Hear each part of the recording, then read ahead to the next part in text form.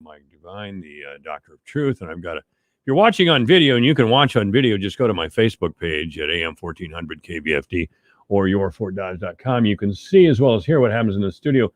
And over there in the corner, there he is, Jeffy. Councilman Jeff Halter is our guest. Hi, Jeffy.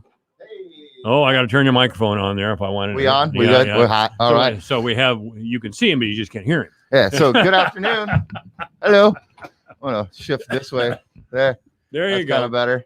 So what's up? Well, we're still here. There was a big deal in Washington yesterday, from what I hear. But I think I was the last person on the planet to find that out. It was our first day of classes out at Iowa Central, and so I was just busy doing that and trying to get ready for the rest of the week. And here we go. And I was like, "Whoa, what the heck?" What do you teach at Iowa Central? So I teach education classes. I am the program coordinator for the early childhood education program, which is a 1-year program to train people to work in daycares, preschools, kinds of thing. And then I also teach a lot of education classes. So simple way to put it is I teach future teachers. Well, that's a good thing. And I'm glad that are we requiring daycare people to go through some certain training or not? There is some requirements that per DHS, I believe that our program far exceeds many of those requirements. Yeah, sure. But you just can't. And my wife is a daycare provider, but she was the fourth oldest of 12 kids, out on the farm. So she could probably have some daycare cred just from that, Yeah, I grew up with my mom running a daycare in our house. So yeah, never had a peaceful moment to myself. Came home from school and here's 5 other kids in there and I don't know who they are. Did you have other siblings? I have one brother. He is almost 10 years older than me. So I kind of kind of grew up by yourself. Yeah, for the most part. Although he didn't leave the house until he was almost 30. So he was around for quite a while. Like your mom's cooking or something. Is he out now or? Yes, he is. And I was hoping that none of his kids would leave, but they all left right away. Old drinking buddy of mine lived with his parents until they died. OMG. Maybe he just loved them that much. Well, I guess so. Anyway, Councilman Halter, of course, and we talked yesterday, or Monday rather, with David Furick about animal control issues. And I don't know why we didn't know that we had an animal control problem. First of all, we have one guy as the animal control. Yeah, can you believe that? Blaine Hepp. Poor Blaine. And there's nobody on this earth who could patrol this county 7 days a week at all. There's nobody that can do that. 24 hours a day. Yeah, and that's 52 weeks a year. I told this story yesterday, and I know Blaine. We're not pals or anything, but I know him. Sure. And we've always kind of gotten along. But I had heard that he was at a wedding on a Saturday. He was at the wedding, and he got an insistent phone call from somebody in Fort Dodge to come back right now and take care of their little animal control problem. Sure. I guess he's supposed to go home and get out of his tuxedo and right. And my comment would be that we have set Blaine up for failure. Oh, without a doubt. And so it's not a personal thing in regards to the current animal control officer. It's just the system is broken. And so we need to address it, or we need not to. If you want to just keep it the way it is, then that's the way it is. We need more money and more people. If we want something, that's what we have to have. Yeah. And so our last budget meeting, is that just Monday? Yeah, Monday. I brought up, hey, let's increase the budget for animal control and look at what we can do to improve the service. Because right now, I just don't think that we're getting the service that we're paying for. And again, that has nothing to do with the person and everything to do with how we have set this up in a way that's just not going to work. And I've heard complaints for years, and I guess, and they come and go. It's an ebb and flow. And I guess now I'm just to the point where it's like, okay, look, let's either do something about it or not, but let's at least make an effort to get something done. Yeah, let's, it seems like Blaine is window dressing. Oh, we have an animal control officer. There he is. Right. Raise your hand. Yep. See, there he is. And he's supposed to cover the whole county. Right. County. Never mind Fort Dodge. He's supposed to cover 7 days a week, 24 hours a day. Yeah, and obviously we're the majority of the calls, where we have the majority of the people and the animals, and more likely that someone's going to call about a dog running loose in a city than out on a county road. So yeah, and so I think we kind of really just need to have our own person right here in Fort Dodge, and by no means is it a job that any one person can do. And so I think it's going to require that there's more than one employee. Do you know the animal control budget right now, city and county? I know the city pays a yeah, little so more. it's about last year I think we spent about 63,000. 63 grand. 63 grand. Now that's going to cover Blaine's salary and some benefits, I suppose. That basically covers his salary, other expenses he is primarily responsible for, from his vehicle to insuring his vehicle to paying for his own fuel. We don't give him a vehicle. No, we do not. And I think that we need to. I think we need to make it a job that is desirable for people. And I think there's plenty of animal lovers out there who would be interested in it if we can figure out a way to make it the compensation worthwhile. Yeah. And it's going to require spending money. And I realize that. So is snow plowing. Yeah. Here's the deal with a budget. Okay. A budget is nothing more than a list of priorities. Right. And now I will throw in a little disclaimer there. There are certain tax levies where that money has to be spent on certain things. Mm-hmm. Great example is the Fort Dodge Municipal Band, right? They have their own separate levy that goes to the Carl King Band, and that's their money. It can only be spent within that arena. And so it would have to come out of the general fund. There's not a specific levy that we're aware of that would allow us to raise taxes specifically for animal control. Mm-hmm. So it's got to come out of the general fund, which is always tight every year. But again, it's a matter of priorities. Mm-hmm. Do we want to make it a priority and improve the service and spend the money or not? It's really as simple as that. What was the answer from the majority of your council? I think, there were some that I feel may be in support and others that I'm not aware. I don't know. Yeah. So are we going to have a vote on this soon, or? Well, I think it'll continue. I think the discussion needs to continue through these budget hearings that we're going to have through this month. And usually we always get to a point in the budget. And I spoke with our city clerk, Jeff Nummers, today. We always get to a point in our budget where things aren't balanced. We're a little over and we got to go figure out what to cut. And so we're going to be in that situation again. My hope is that we find a way to have a good budget for an animal control, and that there may be some other things that may need to be cut in order to make that happen. And again, that just comes down to priorities. Is it a priority or not? And for me, it's a big enough priority that I would be willing to fund some other things less if that's what it takes to get the level of service with animal control that I believe the citizens and the taxpayers of Fort Dodge want and would like to see. Well, you know how taxpayers are, and I'm included in this. We want something for nothing, you know.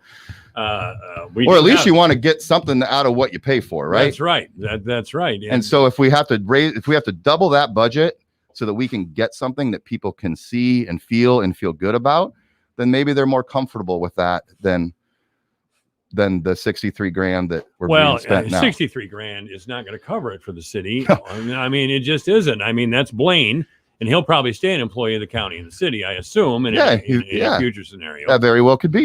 He might be the county guy, and then we need a city guy. Yeah, he lives I think it's almost an hour away or something.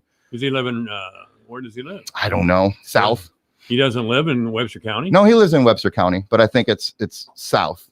Okay. Maybe. I think he grew up in Rockwell City, but I really don't know for sure. I just know that I used to sell cars with him years and years ago. Oh, really? Yeah. Where at? Well, it was Ford at the time. Westwood Ford. Westwood Ford. Yeah, and so there's a petition that was started that has almost 1,700 signatures already. Just to put that into perspective, that's almost that's like 25% more than what signed the mask petition. And did it in less than half the time. Sure.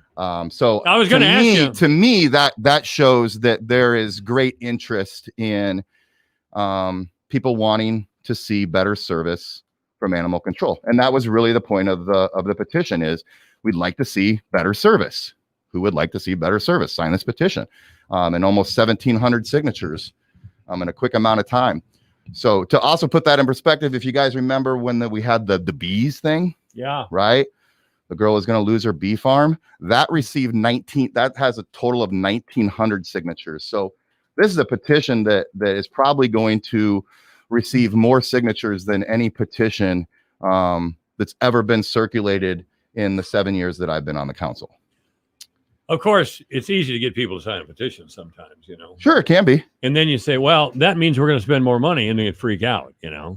But that's just the thing, you know. If you want your streets plowed, you have to pay somebody to do it. Yeah, and tax rates and tax levies are what they are, and they're, you know, for the most part, they're frozen and have been that way since well, that was where forever. I was going with the question. So it's you know, our increase in tax revenues are completely dependent on increases in real estate values.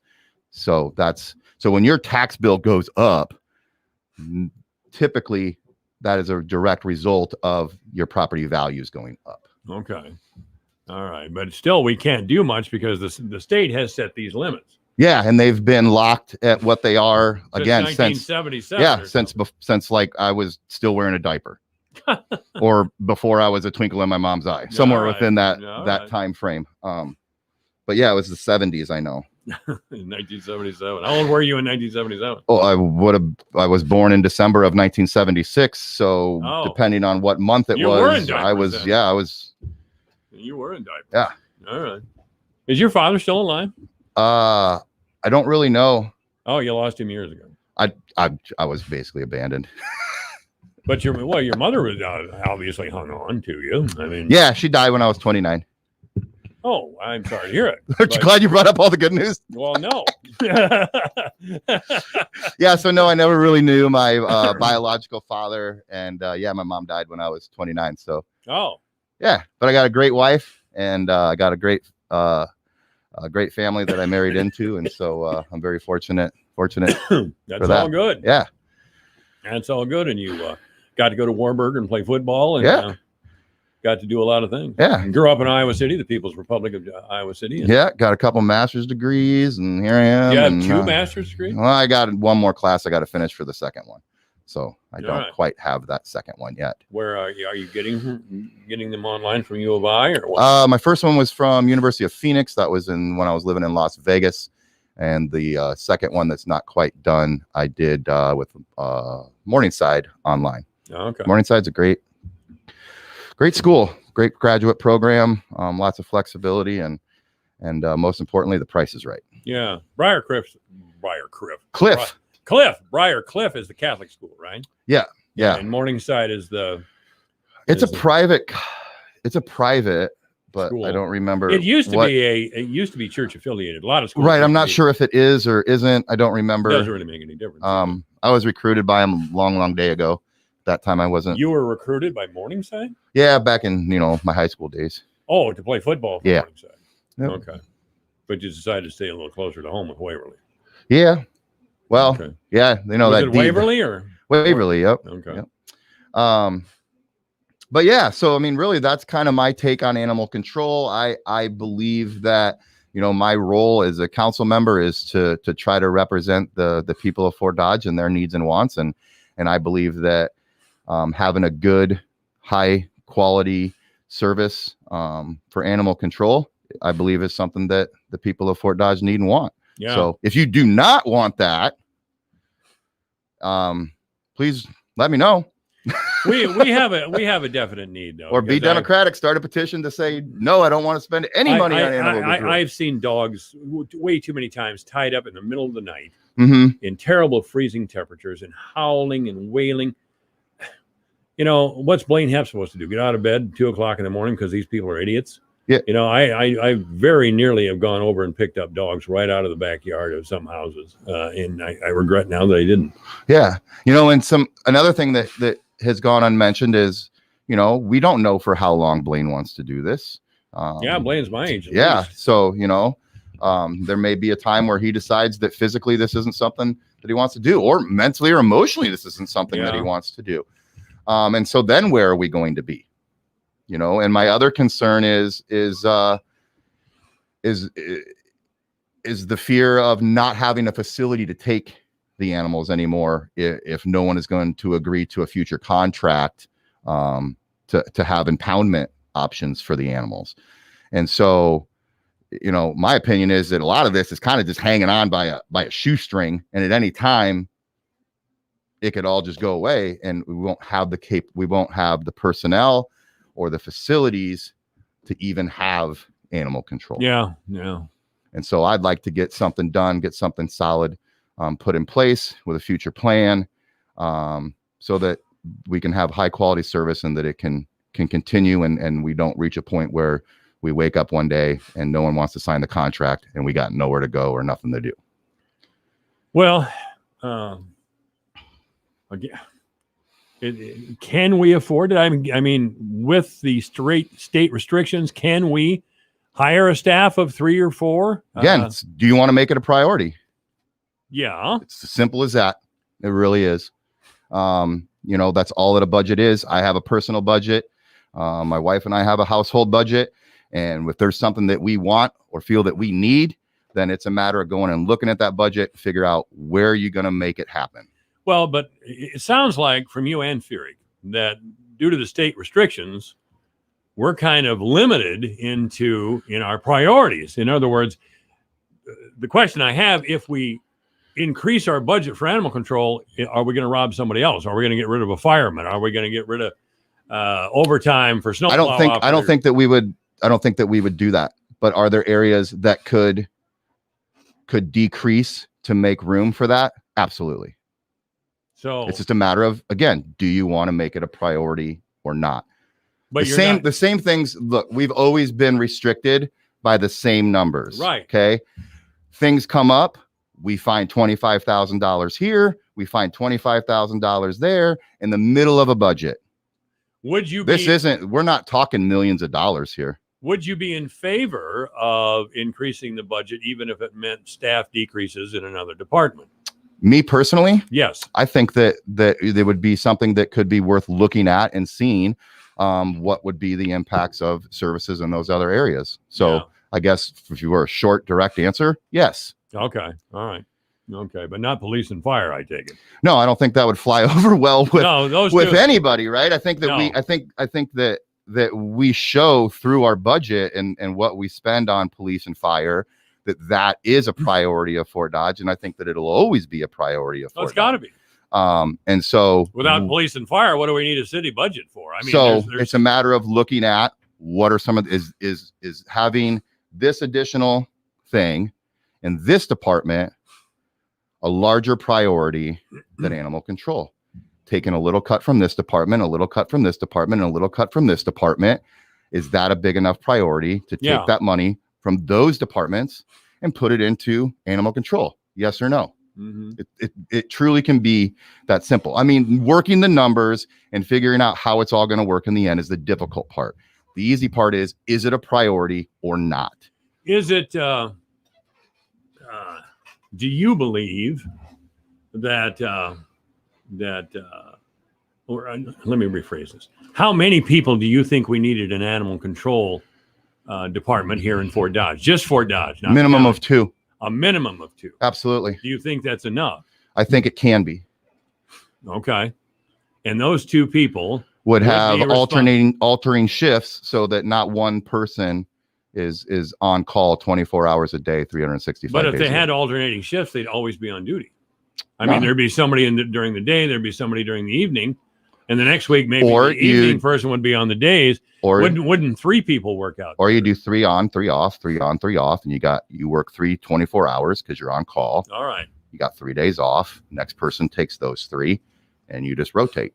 So if Blaine's getting $63,000 total package, and we have these 2 people that we're speculating are going to be in the animal control department here, they don't have to do the county. They don't have to work the whole county. So would they make $63? There's $63,000 total package, benefits and wages, or would they be? Do you think it'd be less? That's getting into a lot of details that I think that we have to decide as a council and what that's all going to look like.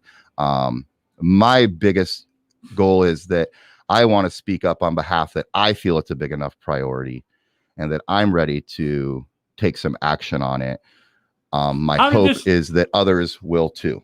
How did this get to be such a big deal now, since we've had the problem a long time? Oh, sure. I'll give my simple answer on that. I'm tired of hearing about it. I mean, has the level of complaints been steady over many years? Yes, it's every year it is brought to our attention. Was there a petition this year? Is that what happened? Yeah.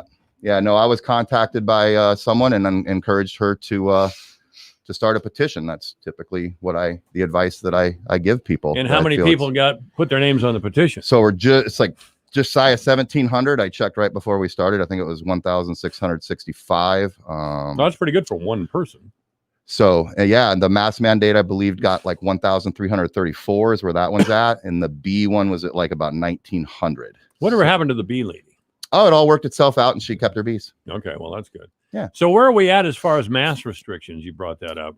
Where are we at? We can't find anybody. We can't. So it's all under the jurisdiction of the county now. Ours. Oh, yeah. Like the city, shoved it over to the supervisors. Huh? Well, ours expired as of January 1st at midnight. Okay. Why did that expire? That was just the time frame when we passed it. That's what we set it up for. Okay. Did anybody tell the supervisors or anybody tell Tinklar? They passed their own thing. and they accepted responsibility then. All right. This is AM 1400 KBFD, the voice for Dodge. Good afternoon. You're on the air. Yeah, we've been told, we're one of the supervisors, we've been told that the animal control officer's a problem. What do you say, Keith? Yeah, and the problem we had is we put it up for bids and nobody wanted the job. Well, how much were you paying? $7.50 an hour, I suppose. So we were paying whatever it is, the $60,000.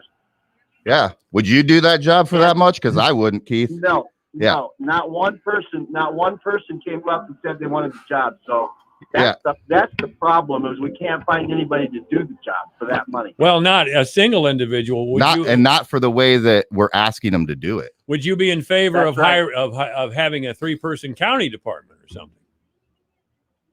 Well, the county really doesn't need it as bad as the city does. Okay.